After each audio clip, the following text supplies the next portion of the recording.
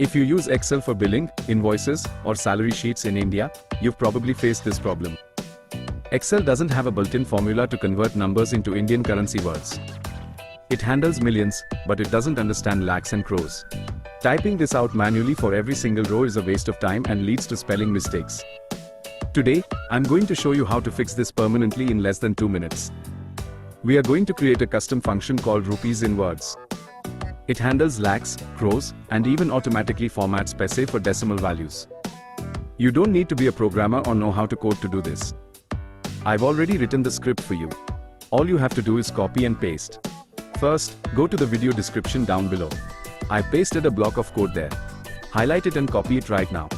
Now, go back to your Excel file. Press ALT plus F11 on your keyboard. This opens the VBA editor. Go to the menu at the top, click Insert, and select Module. A blank white window will pop up. Simply paste the code you just copied right here. That's it. You don't need to change a single thing. Just close this window and go back to your sheet. Now comes the magic. Treat this just like any other Excel formula. Click on a cell, type equals rupees in words, open bracket, and select the number you want to convert. Close the bracket and hit enter. Boom! It's done. If you drag this formula down, it automatically does it for all your other rows.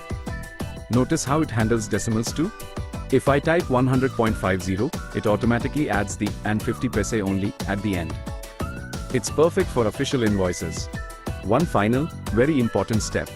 Since we used a macro, you must save your file as an Excel macro-enabled workbook.